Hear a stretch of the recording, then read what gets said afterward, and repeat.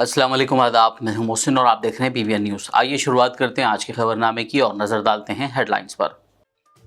साबिक CM KCR का हैदराबाद के हॉस्पिटल में हिप रिप्लेसमेंट ऑपरेशन, तवाजुन खो जाने के नतीजे में अपने घर के बाथरूम में गिरकर हो गए थे जख्मी। पीएम मोदी, तेलंगाना के वज़ीर आला रेवंत रेड्डी और दीगर ने केसीआर की जल्द सेहतयाबी के लिए की दुआ।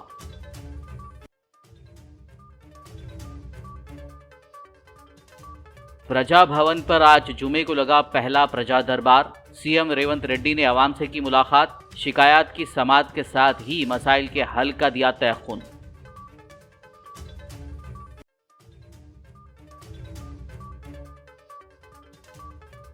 प्रजा दरबार में शरीक ना हो सकने वाली आवाम नाराज, बरहमी का इजहार करते हुए मुनासिब इंतजामात ना करने पर किए सवाल।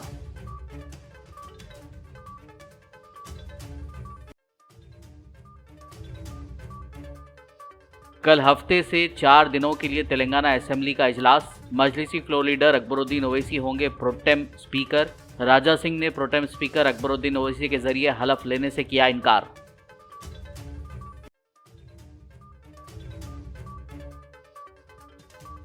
तेलंगाना में महालक्ष्मी स्कीम के तहत कल 9 दिसंबर से खवातीन को मुफ्त बस सर्विस। मुफ्त बस स्कीम का चीफ मिनिस्टर रेवंत रेड्डी करेंगे आगाज।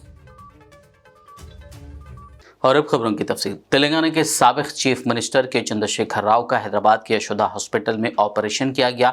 इस मौके पर साबिक वुज़रा केटीआर, हरीश राव, एमएलसी कविता के अलावा बीआरएस कायदीन व कारकुनान की बड़ी तादाद अस्पताल में केसीआर की सेहतयाबी के लिए फिक्रमंद नजर आई। वाज़ेह हो कि केसीआर कल तवाज़ुन खो जाने के नतीजे में अपने घर के बाथरूम में गिर कर जख्मी हो गए थे, जिसके बाद उन्हें अस्पताल से रुजू किया गया। डॉक्टर्स ने उनके कूल्हे की तब्दीली यानी हिप रिप्लेसमेंट के ऑपरेशन का मशवरा दिया था। डॉक्टर्स के मुताबिक ऑपरेशन के बाद केसीआर को तकरीबन 2 माह तक यानी 8 हफ्तों तक आराम करना होगा। बीआरएस सरबराह व साबिक वज़ीर आला केसीआर के बारे में इत्तला मिलने पर तेलंगाना के चीफ मिनिस्टर रेवंत रेड्डी ने उनकी जल्द सेहतयाबी के लिए नेक ख्वाहिशात का इजहार किया और secretary health, medical and family welfare को हिदायत दी कि वो केसीआर के इलाज और सेहतयाबी की पेशरफ्त की निगरानी करें और उन्हें रिपोर्ट दें। वहीं वज़ीर आज़म नरेंद्र मोदी ने भी केसीआर की जल्द सेहतयाबी के लिए नेक तमन्नाओं का इजहार किया, जबकि आंध्रा के सीएम जगन मोहन रेड्डी ने केटीआर से फ़ोन पर बात करते हुए केसीआर की तबीयत के बारे में दरियाफ्त किया और सेहतयाबी के लिए दुआ की। वहीं दीगर सियासी कायदीन ने भी केसीआर की जल्द सेहतयाबी के लिए नेक ख्वाहिशात का इजहार किया है।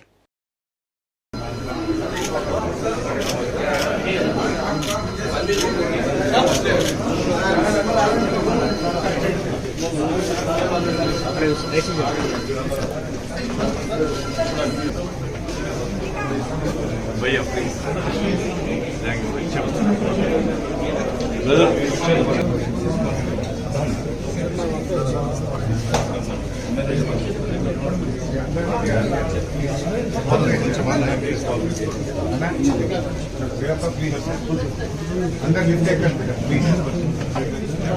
बीआरएस लीडर व साबिक वजीर टी हरीश राव ने पार्टी कैडर से कहा है कि वो अस्पताल में बड़ी तादाद में जमा ना हो, इन्फेक्शन फैलने का खतरा है। यशोदा अस्पताल के पास मीडिया से बात करते हुए हरीश राव ने कहा कि बीआरएस सदर केसीआर की हालत अब मुस्तहकम है। उन्होंने बीआरएस कैडर और दीगर पर जोर दिया कि वो साबिक चीफ मिनिस्टर से मिलने हैदराबाद ना आएँ, बल्कि उनकी जल्द सेहतयाबी के लिए दुआ करें। केसीआर गारी अभिमानुलु, पार्टी श्रेणुलु, नायकुलु ఎవరు కూడా ధైర్యం కోల్పోవద్దని, వారి ఆరోగ్యం మరి ఎప్పటికప్పుడు డాక్టర్లు సమీక్షిస్తూ ఉన్నారు. సో సాయంత్రం సర్జరీ జరిగిన తర్వాత మళ్ళీ ఆసుపత్రి వాళ్ళు బులెటిన్ కూడా ఇవ్వడం జరుగుతుంది. అయితే ఇన్ఫెక్షన్ వచ్చేటువంటి అవకాశం ఉంది కనుక డాక్టర్లు ఇక్కడికి ఎవరిని అనుమతించకూడదని చెప్పి డాక్టర్లందరూ కూడా చెప్తా ఉన్నారు. అందువల్ల పార్టీ శ్రేణులు, అభిమానులందరికీ మా విజ్ఞప్తి ఏంటంటే ఎవరు కూడా యశోద ఆసుపత్రికి ఇక్కడికి రావద్దని, ఎందుకంటే ఇక్కడ ఇన్ఫెక్షన్ వచ్చేటువంటి అవకాశం ఉంటుంది కనుక మీరందరూ కూడా దయచేసి వారి ఆరోగ్యం బాగు కావడానికి ప్రార్థించండి, పూజలు చేయండి, కానీ ఎవరు ఇక్కడికి రావద్దని చెప్పి కూడా విజ్ఞప్తి చేస్తూ ఉన్నాం. ఎప్పటికప్పుడు ఆసుపత్రి వాళ్ళు బులెటిన్ ఇవ్వడం జరుగుతుంది. వారి యొక్క ఆరోగ్య పరిస్థితిని ఉదయం సాయంత్రం డాక్టర్లు వారు ఎప్పటికప్పుడు బులెటిన్ రూపంలో మీకు తెలియజేయడం జరుగుతుంది. సో ఇప్పుడైతే వారి పరిస్థితి స్టేబుల్గా ఉంది. आज जुमे की सुबह से ज्योतिराव फूले प्रजा भवन के बाहर आवाम की लंबी कतारें देखी गई, जो रेवंत रेड्डी हुकूमत के पहले प्रजा दरबार में अपने मसाइल के हल के लिए पहुंचे थे। इस मौके पर चीफ मिनिस्टर ए रेवंत रेड्डी ने प्रजा दरबार का आगाज किया और दरखास्तें वसूल की और दरखास्त गुजारों को यकीन दिलाया कि उनकी शिकायत का जल्द अज जल्द अजाला किया जाएगा। तकरीबन 11:30 बजे तक प्रजा दरबार का इनेकाद करने के बाद रेवंत रेड्डी सेक्रेटेरिएट के लिए रवाना हो गए और कार्रवाई अपने काबीना की साथी डी अनुसुईया सीतक्का को सौंप दी। दोपहर 1:30 बजे तक 200 से ज़्यादा दरखास्तें मौसूल हुई। बताया जा रहा है कि ज़्यादातर दरखास्तें डबल बेडरूम, रेवेन्यू और एम्प्लॉयमेंट से मुताल्लिक़ थी। इसके अलावा पेंशन, राशन कार्ड और ज़मीन से मुताल्लिक़ मसाइल और मिल्कियत सर्टिफिकेट के लिए भी दरखास्तें दाखिल की गईं। हुक्काम ने एक हेल्प डेस्क कायम करते हुए दरखास्तें वसूल की और फिर शिकायत को महकमों के लिहाज से दर्जाबंदी करके ऑनलाइन अपलोड कर दिया। प्रजा दरबार में अपनी शिकायत दर्ज कराने के लिए दोपहर 2 बजे तक भी कई लोग कतारों में खड़े नजर आए। उनका कहना था कि हुकाम की तरफ से उन्हें कोई तस्दीक नहीं हो सकी कि आया प्रजा दरबार शाम तक जारी रहेगा। प्रजा भवन के अंदर जाने की इजाज़त ना मिलने पर लोग नाराज़ नज़र आए। उन्होंने पुलिस और सिक्योरिटी अमले पर बरहमी जाहिर करते हुए कहा कि जब सीएम रेवंत रेड्डी ने खुली दावत दी थी तो फिर 1500 से 2000 लोगों के लिए इंतजाम क्यों नहीं किए गए। మా కాలేజీలో సమస్యలు చెప్పుకుందామని వచ్చినాం. దాన్ని కనీసం కాగితం తీసుకొని రిక్వెస్ట్ తీసుకుంటే ఎంత బాగుంటుంది చెప్పండి. ఆపే వరకు బాధ అనిపిస్తుంది. మాకు ఇక్కడ అందరం సపోర్ట్ తోటి వచ్చినాం కదా.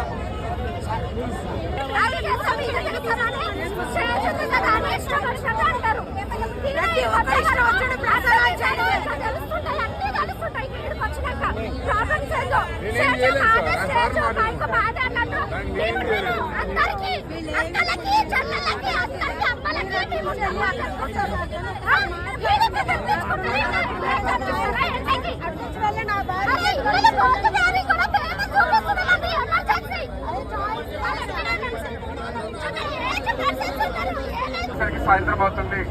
దయచేసి మా కోఆపరేషన్ కొద్దిగా ఉండాలండి. దయచేసి అందరూ పోలీసు వారి విజ్ఞప్తి విన్నవించుకోవాల్సిందిగా కోరుచున్నాము. దయచేసి లోపలనే 1000 మంది దాకా ఉన్నారండి. దయచేసి వాళ్ళ అయిపోయేసరికి సాయంత్రం అవుతుంది. तेलंगाना के चीफ मिनिस्टर रेवंत रेड्डी ने अवामी दरबार में शिकायत की समाअत के बाद तेलंगाना सेक्रेटेरिएट में एक इजलास मुनक्किद करते हुए महकमे बरखी का जायजा लिया। इस इजलास में रियासती वुज़रा उत्तम कुमार रेड्डी, पोंगुलेटी श्रीनिवास रेड्डी, पूनम प्रभाकर और CS शांति कुमारी के अलावा मुताल्लिका हुकाम ने शिरकत की। इस मौके पर रियासती पावर सेक्टर की माली हालत, जिसमें बिजली की खपत, तकसीम और पैदावार के पहलुओं का जायजा लिया गया।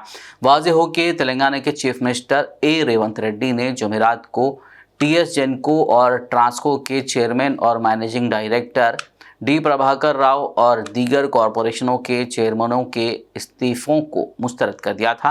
वज़ीर आला रेवंत रेड्डी ने साबिक़ दौरे हुकूमत के दौरान पावर सेक्टर की रिपोर्ट्स पेश करने का CMD प्रभाकर राव से मुतालबा किया है। ज़राए से मिली जानकारी के मुताबिक रियासती पावर सेक्टर मुबैना तौर पर 85,000 करोड़ रुपए के कर्जे में है।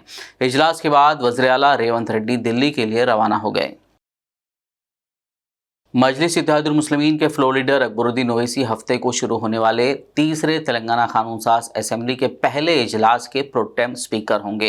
ये इजलास 4 दिनों तक जारी रहेगा। गवर्नर तमिलिसाई सुंदरराजन हफ्ते की सुबह 8:30 बजे अकबरुद्दीन ओवैसी को हलफ दिलाएंगी। बता दें कि प्रोटेम स्पीकर एक आर्जी किरदार अदा करता है जब तक कि नौमुंतखब अराकीन हलफ नहीं उठाते और स्पीकर का इंतखाब नहीं कर लेते। प्रोटेम स्पीकर असेंबली इजलास का काम अंजाम देते हैं। सीनियरिटी के मुताबिक BRS सरबराह KCR को प्रोटेम स्पीकर के तौर पर मुकर्रर किया जाना था। वो 8 बार कानून साज असेंबली के लिए मुंतखब हुए थे, लेकिन वो फिसल कर गिरने से अस्पताल में ज़ेरे इलाज हैं। चुनांचे रेवंत हुकूमत का झुकाव अकबरुद्दीन ओवैसी की तरफ देखा गया है। बताया जाता है कि अकबरुद्दीन ओवैसी ने हुकूमत की दरख्वास्त कबूल कर ली है। 6 बार रुकने असेंबली मुंतखब होने की वजह से तेलंगाना हुकूमत ने अकबरुद्दीन ओवैसी को प्रोटेम स्पीकर के तौर पर काम करने के लिए मुंतखब किया है।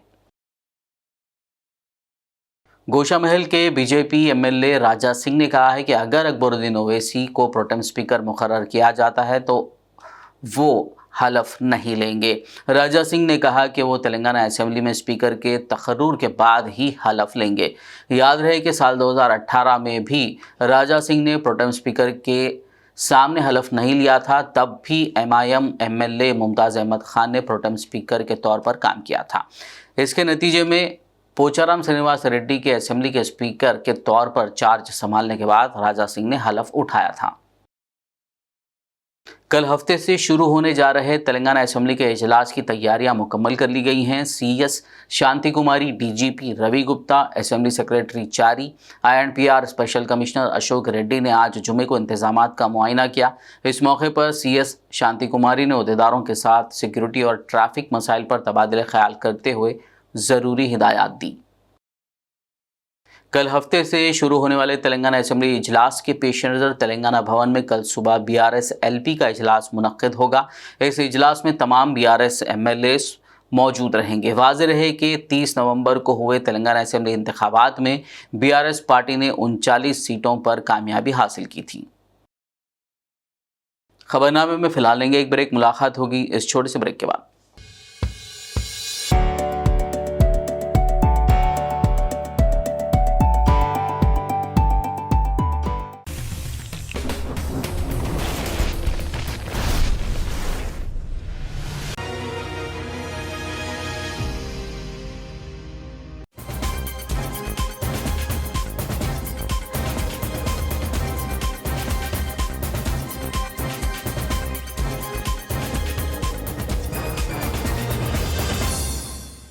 ब्रेक के बाद खबरनामे में आपका दोबारा खैर मकदम है। आइए बढ़ते मज़ीद खबरों की जानिब। तेलंगाना हुकूमत ने महालक्ष्मी स्कीम के तहत कल 9 दिसंबर से RTC बसों में ख़वातीन को मुफ्त सफ़र फराहम करने के अहकामात जारी कर दिए हैं। अहकामात में कहा गया है कि लड़कियां, ख़वातीन और ख्वाजा सरा कल हफ्ते की दोपहर से RTC बसों में मुफ्त सफ़र कर सकते हैं।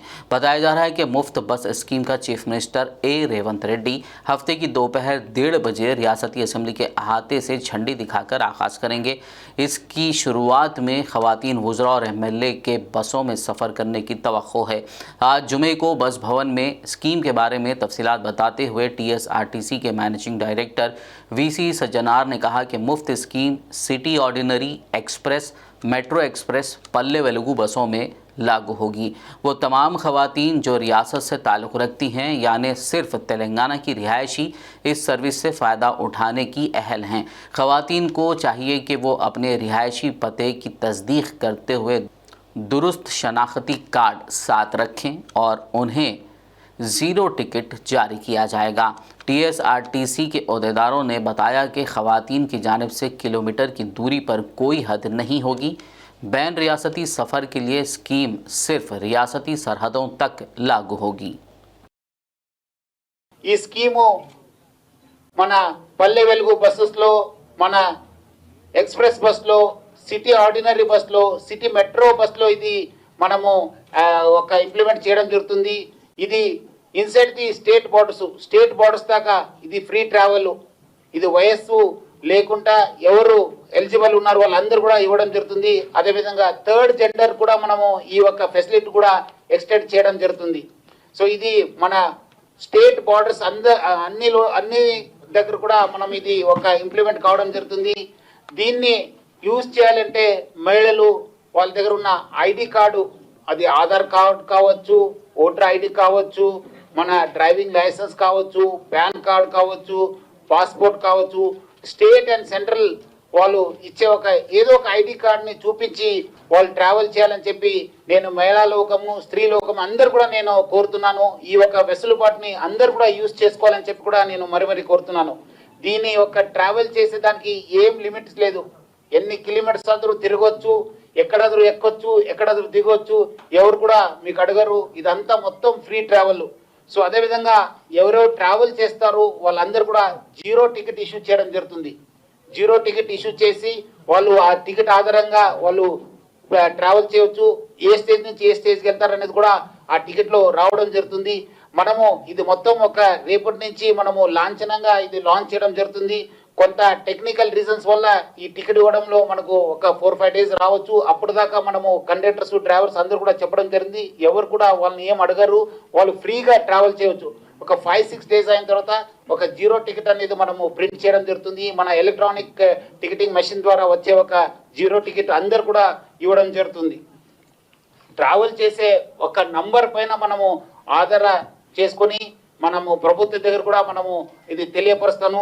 సో ఎంతమంది ట్రావెల్ చేశారనేది కూడా ఈ ఒక 4-5 డేస్లో మన వాళ్ళు నోట్ చేసుకుంటారు. సో దట్ మనం ఒక ప్యాటర్న్ కూడా తెలుస్తుంది, ఎక్కడి నుంచి ఎక్కడ పెరుగుతున్నారు, ఏ ఏరియాలో మనం ఉంటుంది. దాన్ని బట్టి మన బస్సెస్ కూడా మనం ప్లాన్ చేసుకోవచ్చు, మన షెడ్యూల్స్ కూడా మనము ప్లాన్ చేసుకోవచ్చు. మన ఇది ఎందుకంటే ఒక చారిత్రాత్మక నిర్ణయం కావడంతో మన సిబ్బందిని కూడా మనము తయారు చేయాల్సిన బాధ్యత యాజమాన్య పైన ఉంది. అందుకు మన సీనియర్ ఆఫీసర్స్ ఈరోజు తెల్లారే 7 o'clock మన ఫస్ట్ షిఫ్ట్లో ఉన్న మన ఆఫీసర్స్, మన డ్రైవర్స్, కండక్టర్స్ అందరు కూడా జూమ్ కాన్ఫరెన్స్ ద్వారా దాదాపు 20,000 మందిని నేను అడ్రస్ చేయడం జరిగింది. మా ఆఫీసర్స్ కూడా అడ్రస్ చేసి ఈ ఒక స్కీమ్ పైన అవగాహన తీసుకోవడం జరిగింది. వాళ్ళ దగ్గర ఉన్న డౌట్స్ కూడా క్లియర్ చేయడం జరిగింది. TNGOs ने रियासत तेलंगाना के नए चीफ मिनिस्टर रेवंत रेड्डी को मुबारकबाद दी है। तेलंगाना सेक्रेटेरिएट में TNGOs के रियासती जनरल सेक्रेटरी M जगदीश्वर की क़यादत में मरकज़ी यूनियन एसोसिएट सदर कस्तूरी वेंकटेश्वरलू, M सत्यानारायण गौड़, हैदराबाद ज़िला सदर SM हुसैनी मुजीब, शंकर और दीगर ने वज़ीर-ए-आला रेवंत रेड्डी को फूलों का गुलदस्ता पेश करते हुए मुबारकबाद दी। NGOs यूनियन हैदराबाद डिस्ट्रिक्ट के जानिब से आज जनाब रेवंत रेड्डी साहब जो तेलंगाना के नए चीफ मिनिस्टर हैं उनको मुबारकबादी दी गई। इस प्रोग्राम में हमारे तेलंगाना NGOs के स्टेट जनरल सेक्रेटरी जनाब जगदीश साहब, एसोसिएट प्रेसिडेंट वेंकटेश साहब और रंगारेड्डी के सदर जनाब लक्ष्मण साहब और हैदराबाद डिस्ट्रिक्ट के सेक्रेटरी विक्रम साहब, राजकुमार साहब और बालराज साहब भी और दीगर हमारे यूनिट प्रेसिडेंट सेक्रेटरीज़ के एम्प्लॉइज़ तमाम लोग शिरकत किए। Telangana NGOs union Hyderabad district और तेलंगाना NGOs सेंट्रल यूनियन पूरे रियासत में 3.5 लाख जो सरकारी मुलाजिमीन हैं, हम तमाम रेवंत रेड्डी साहब की जो नई सरकार बनी कांग्रेस की हुकूमत उनके साथ है। पिछले 10 साल चंद्रशेखर राव साहब की BRS के हुकूमत के साथ थे। तेलंगाना NGOs और सरकारी मुलाजिम का ये काम है कि सरकार का जो भी स्कीम्स है वो आवाम तक पहुंचाना है, क्योंकि आवाम जो टैक्सेस बन रही उसके ज़रिए से हम लोग तनख्वाह ले रहे, तो बराबर हम हुकूमत के साथ है। और आपके ज़रिए से रेवंत रेड्डी साहब से भी हमारी अदबन गुजारिश है, जो भी हमारा IR है और PRC की कमेटी डाले, लेकिन अभी PRC का इख्तिताम नहीं हुआ, PRC भी दीजिए और 3 DA पेंडिंग है वो भी रिलीज़ करिए। 317 GO में जो तकलीफ़ात है वो भी दूर करने की कोशिश करिए। और दीगर जो भी मसाइल है, आज रेवंत रेड्डी साहब से हम लोग मिले तो 3-4 दिन में बैठेंगे बोलकर वो वादा भी किए। इंशाल्लाह एक बार उनसे मीटिंग हो गई तो तमाम सरकारी मुलाजिमीन, कॉन्ट्रैक्ट आउटसोर्सिंग एम्प्लॉइज़ के भी जो भी मसाइल है वो मसाइल हल करने की कोशिश करेंगे। और सरकारी मुलाजिमीन से और कॉन्ट्रैक्ट एम्प्लॉइज से भी मेरी अदबन गुजारिश है कि आप लोग वक्त पे ऑफिस को जाइए, ये हुकूमत के लिए, ये सरकार के लिए काम करेंगे और रियासत को हिंदुस्तान के दीगर रियासतों से आगे रखेंगे। Thank you very much. जय तेलंगाना। मजलिसी फ्लोर लीडर अकबरुद्दीन ओवैसी की हल्के चंद्रायन गुट्टा से बतौर MLA 6वीं मरतबा शानदार कामयाबी पर पार्टी के सीनियर लीडर समद बिन अब्दाद की जानिब से मुनक्किदा प्रोग्राम में पार्टी कैडर और मुहिब्बान मजलिस ने जश्न मनाया। इस सिलसिले में जुमे के रोज़ लकी स्टार होटल कंदिकल गेट से मोहम्मदिया मस्जिद नरखी फूल बाग तक जश्न रैली निकाली गई और खव्वाली प्रोग्राम भी मुनक्किद किया गया।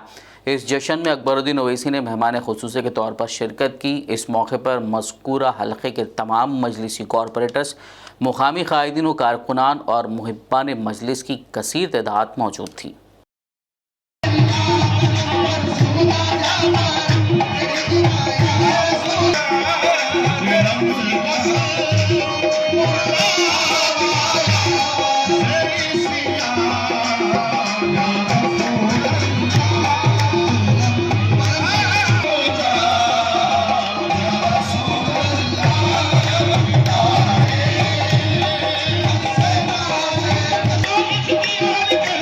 Oh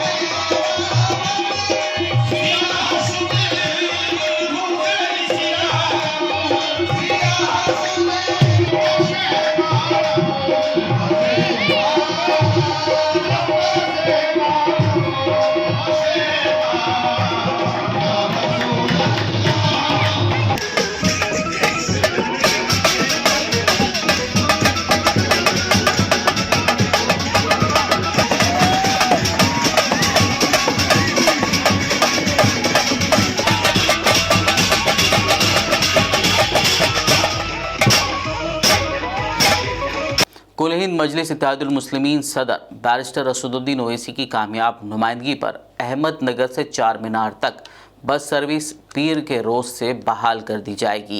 इस सिलसिले में महकमे आरटीसी के अहदेदारों ने ट्रैफिक पुलिस के हमरा आज जुमे को बस का अहमदनगर से चार मीनार तक कामयाब ट्रायल रन किया।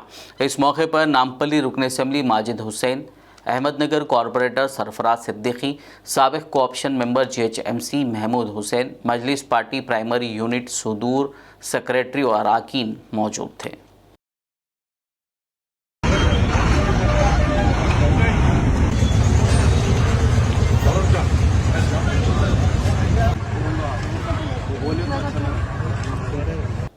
TNGOs आदिलाबाद ज़िला सदर अशोक ने कांग्रेस पार्टी के इख्तियार में आने की खुशी में आज जुमे को जश्न मनाया।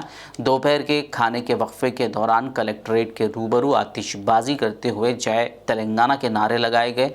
इस मौके पर अशोक ने उम्मीद जाहिर की कि वज़ीर आला रेवंत रेड्डी की क़यादत में रियासत मज़ीद तरक्की करेगी और 6 ज़मानतें आवाम तक पहुँचाई जाएंगी। उन्होंने कहा कि तमाम मुलाजमीन तालमेल के साथ रियासती हुकूमत के साथ ताउन करेंगे।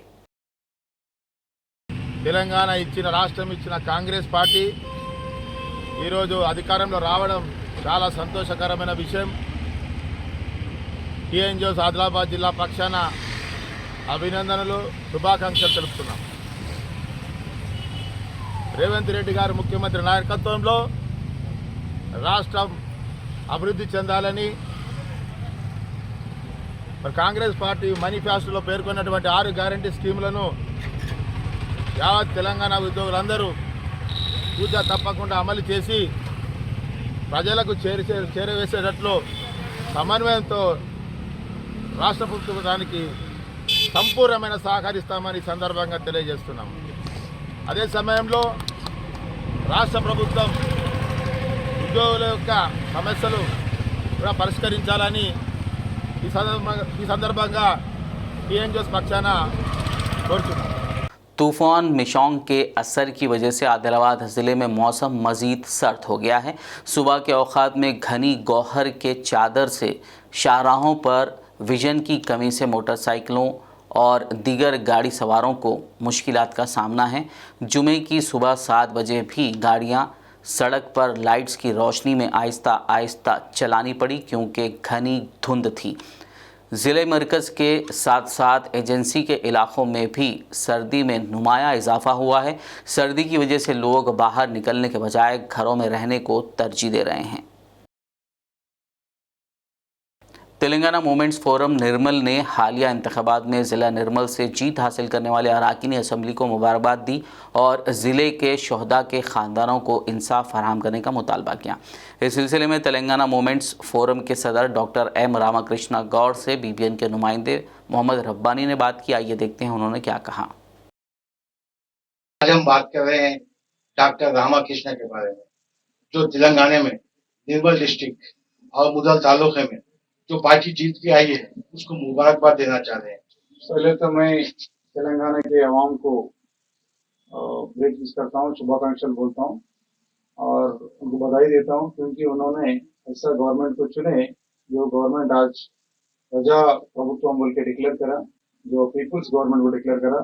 इसलिए मैं सब लोगों को बधाई देता हूँ। और अपना निर्मल जिले के अंदर जो निर्मल महेश्वर रेड्डी साहब है और मुगल के अंदर रामराव पटेल साहब है और खानापुर में विष्णु भुजू साहब है, उन लोगों को भी मैं बधाई देता हूँ। और रही बात तेलंगाना उद्यमकार लोगों का, जो तेलंगाना के वास्ते जब काम किए 1200 में 600 लोगों को जब कुछ फायदा दिया गया, बाकी 600 लोगों तो इसी गवर्नमेंट ने उनको नेग्लेक्ट की। इसमें अपने भैंसे के 3 जो तेलंगाना के वास्ते फाइट करे जब जो अमर हुए वो उनके फैमिलीज भी है। तो हमारा लास्ट 3 महीने के नीचे भी निर्मल जिले के जो कुछ भी तेलंगाना के टाइम में जो है उनको हमने बिठा के एक ऑपरेशन भी किए एक दिन का कि इनको कुछ फायदा करो, और आखिरी में भी वैसा गवर्नमेंट कुछ भी नहीं कर सका। तो अभी हम तेलंगाना उद्यमकार फोरम से 3 MLA को हम मिलना चाह रहे, और पहले तो जो जान छोड़ दिए से वो फैमिलीज को सपोर्ट करना चाहिए। बाद में उसके साथ जो यूथ में थे, जो जो पढ़ाई करते थे उन्होंने बहुत सारे लोग आज रोड पे हैं। बहुत सारे लोगों का मानसिक भी विकास मतलब मेंटल भी सही नहीं है। ऐसे लोगों को पहचान के उनको बिल्कुल तेलंगाना के जो फायदा है वो देना चाहिए। उसी जो पुलिस कोर्सों में भी कोटा पीरियड से लोग हैं उनको भी एक मान्यता पत्र देना चाहिए कि ऑलरेडी पुलिस में है, एफआईआर में है, उनको कागज तो टुकड़ा देना चाहिए कि उन्हें काम करा बोल के। और जो कुछ भी जब एमआरओ सब लेके आके बंडल कराते घंटे घंटे एमआरओ ऑफिस तहसील ऑफिस में बिठाते थे उनको भी रिकॉग्नाइज करना चाहिए। ऐसा तेलंगाना उद्यमकार फोरम का एक डिमांड है कि ये सब लोगों एक संस्था करना चाहिए और इनको देखभाल करने के वास्ते वो उद्यमकार संक्षेम बोर्ड बोल के एक बोर्ड डेवलपमेंट करना चाहिए। वो बोर्ड के हिसाब से इन लोगों को फायदा देना चाहिए, ऐसा हमारा डिमांड है। हम सोच रहे हैं ये प्रजा प्रभुत्व में बोल के जो अभी का नया गवर्नमेंट जो बोल रही ये पीपुल्स गवर्नमेंट बोले जब तेलंगाना के वास्ते जो कुछ भी काम हुआ सो है उनको पहचानना और उनको उनके जो कुछ भी फायदे देना चाहिए वो देना बोल के हम ये टाइम में सब लोगों को मिलना चाह रहे और तेलंगाना आवाम को और ये जीत गए सो जो एमएलए थे उनको तेलंगाना उद्यमकार तरफ से हम बधाई देते हैं। मैं कैमरामैन प्रकाश के साथ मोहम्मद रब्बानी, बीबीएन न्यूज, भैंसा। विकाराबाद जिले के तांडूर में एक सीरियल किलर को हिरासत में लिया गया है जिसने कम से कम 7 खवातीन को नौकरियों का वादा करने के बाद अगवा करते हुए कत्ल करने का एतराफ़ किया है। तांडूर पुलिस ने किष्टप्पा नामी साइकोपैथ को हिरासत में ले लिया जब पुलिस 2 दिन पहले एक खातून के अगवा और कत्ल की तहकीकात कर रही थी। पुलिस के मुताबिक एक खातून जो किष्टप्पा की 7वीं शिकार थी 29 नवंबर 2023 को लापता हो गई थी। उसके अहले खाना ने शिकायत दर्ज करवाई थी और जल्दी ही पुलिस ने एक सीसीटीवी फुटेज पकड़ी जिसमें खातून को किष्टप्पा से बात करते हुए देखा गया। उसके बाद तफ्तीश करते हुए मुलजिम को पुलिस ने हिरासत में ले लिया। डीएसपी शेखर गौड़ ने एक प्रेस मीट करते हुए केस की तफसीलात बताई। ఒక కంప్లైంట్ రావడం జరిగింది। అందులో సర్వాభి అనట ఆమె 42 ఇయర్స్ పనికని వెళ్ళి మళ్ళీ తిరిగి రాలేదు అని చెప్పేసి 29వ తారీఖు నాడు బయటకు వెళ్ళిపోయింది ఇంట్లోంచి। పనికని వెళ్ళింది మళ్ళీ తిరిగి రాలేదు అని చెప్పి అతను కంప్లైంట్ ఇస్తే మహమూద్ కంప్లైంట్ మేరకు కేసు రిజిస్టర్ చేశాము। ఆ తర్వాత దీనిపై ఇన్వెస్టిగేషన్ చేయడం స్టార్ట్ చేశాము। ఇన్వెస్టిగేషన్లో ఆమె ఎక్కడ వెళ్ళిందనే విషయాలు తర్వాత ఆమె ఫోన్ లొకేషన్ అవన్నీ కూడా తీసినా కానీ ఆమె అప్పటికే 29th రిపోర్ట్ మిస్సింగ్ అయిపోయి ఫస్ట్ నాట్ రిపోర్ట్ అయినా 2 days గడిచిపోయింది, అప్పటికి రాలేదు। మళ్ళీ అన్ని విధాలు ప్రయత్నం చేసినా ఆమె లొకేషన్ దొరకట్లేదని ఉద్దేశంగా సీసీ కెమెరాలు చెక్ చేయడం జరిగింది। రాజేందర్ ఆధ్వర్యంలో వాళ్ళ టీమ్స్ అందరూ కూడా సీసీ కెమెరాలో వెతికితే ఒక చోట ఈ నేరస్తుడు ఆమె ఇతనితో కలిసి వెళ్తున్నది రికార్డ్ అయి ఉంది। దాని ద్వారా అతన్ని ఎవరు అనేది గుర్తుపట్టడం జరిగింది। అతను గుర్తించిన తర్వాత అతను దారూర్ మండల్కి సంబంధించిన కిష్టప్పగా ఆమె గుర్తించడం జరిగింది। ఆ తర్వాత అతన్ని ఇంట్రాగేట్ చేయడంతో నిన్న అతను చేసిన విషయానికి ఒప్పుకున్నాడు। తీసుకెళ్ళి తట్టెపల్లి దగ్గర ఈ ఐటమ్స్ గురించి చంపేసి ఆమెను ఈ ఐటమ్స్ ఎత్తుకుపోయానని చెప్పాడు। ఆ వెంటనే వాళ్ళ ఇంట్లోనే దాచిపెట్టానని చెప్తే ఇంటికి కూడా వెళ్ళి చూస్తే ఆ ఇంట్లో ఈ ఐటమ్స్ అన్నీ దొరకడం జరిగింది। తర్వాత అతనే ఆ ఇంటి నుంచి మళ్ళీ ఆ తట్టపల్లి అడవిలోకి తీసుకెళ్ళి ఆమె ఏదైతే హత్య చేశాడో చాలా దూరంగా ఉంది, అది ఆ 2-3 గుట్టలు దాటిన తర్వాత ఆమె డెడ్ బాడీ ఉంది। అక్కడ అతను చూపించిన విధంగా వెతికితే అక్కడ డెడ్ బాడీ దొరికింది। దాని ద్వారా మేము ఇంక్వెస్ట్ చేసి ఆ కేసులో ఇతన్ని అరెస్ట్ చేయడం జరుగుతుంది। అయితే ఇతను గతంలో కూడా 6 మర్డర్ కేసులు చేశాడు। గతంలో 6 సార్లు కూడా దొరికి అరెస్ట్ అయ్యి జైలుకి కూడా వెళ్ళొచ్చాడు। ప్రస్తుతం 5 కేసులు కొట్టేస్తే 1 కేసు ఇంకా నడుస్తుంది। ఇప్పుడు మళ్ళీ 7వ మర్డర్ చేశాడు సేమ్ కరెక్ట్। ఇంకా మనకు దృష్టికి రాని కూడా కొన్ని ఉన్నట్టు తెలిసింది, ఇంకా 2-3 మర్డర్స్ ఏవో ఎక్కడో చేసినట్టు। ఈయన సామాన్యంగా ఒప్పుకోడు, చేస్తాడు, మర్డర్ చేసిన తర్వాత సామాన్యంగా ఒప్పుకోడు అనమాట। हैदराबाद से शिरडी जाने वाली एक प्राइवेट चलती बस में अचानक आग लगने का वाक़या पेश आया। ये वाक़या कल रात जहीराबाद के करीब कमकोल टोल प्लाजा के करीब 12 बजे पेश आया। आग लगते हुए देखकर बस ड्राइवर ने फौरी मुसाफिरीन को बस से उतार दिया, जिसके सबब कोई जानी नुकसान नहीं हुआ। इत्तला पाकर फायर इंजन ने मकाम वाक़या पहुंचकर आग को काबू किया। ताहम जब तक बस पूरी तरह जलकर खाकिस्तर हो चुकी थी, मुकामी पुलिस ने वहां पहुंचकर जायज़ा लिया और केस दर्ज करते हुए आगे की कार्रवाई का आगाज़ कर दिया। इस मौके पर टोल प्लाजा के अहदेदारान भी मौजूद थे। रियासत कर्नाटक के बीदर में वाक़े Guru Nanak Dev old age home का 1 साल मुकम्मल होने पर एक तकरीब मुनक़्क़िद की गई, जिसमें रिटायर्ड हाई कोर्ट जज ने बतौर मेहमान ख़ुसूसी शिरकत की। उन्होंने ओल्ड एज होम की खिदमात के बारे में दरियाफ़्त किया और यहाँ पर बुज़ुर्ग शहरियों की अच्छी तरह देखभाल पर ज़िम्मेदारान की सताइश की और मौसम सरमा के पेश नज़र किट्स तकसीम किए।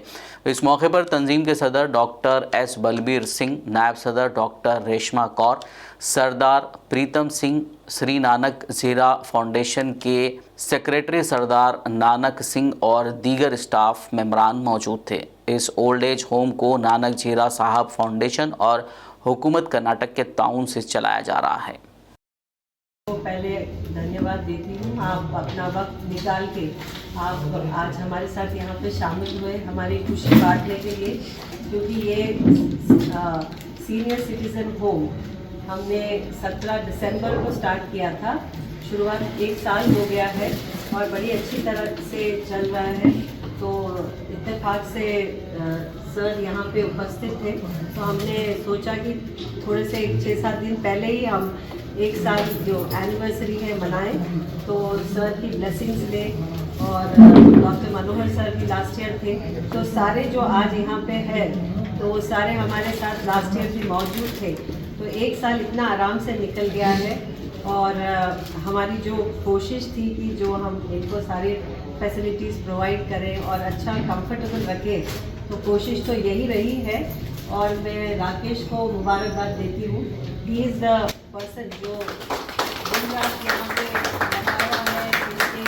आखिर में एक नज़र हेडलाइंस पर। साबिक सीएम केसीआर का हैदराबाद के हॉस्पिटल में हिप रिप्लेसमेंट ऑपरेशन, तवाजुन खो जाने के नतीजे में अपने घर के बाथरूम में गिरकर हो गए थे जख्मी। पीएम मोदी, तेलंगाना के वज़ीर आला रेवंत रेड्डी और दीगर ने केसीआर की जल्द सेहतयाबी के लिए की दुआ।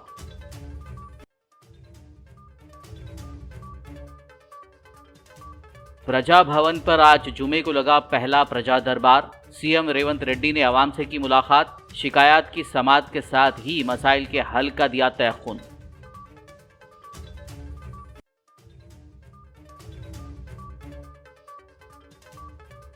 प्रजा दरबार में शरीक ना हो सकने वाली आवाम नाराज, बरहमी का इजहार करते हुए मुनासिब इंतजामात ना करने पर किए सवाल।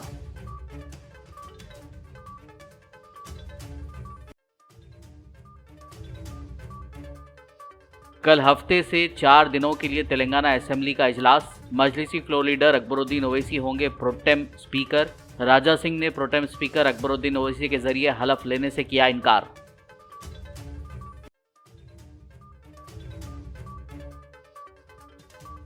तेलंगाना में महालक्ष्मी स्कीम के तहत कल 9 दिसंबर से खवातीन को मुफ्त बस सर्विस। मुफ्त बस स्कीम का चीफ मिनिस्टर रेवंत रेड्डी करेंगे आगाज।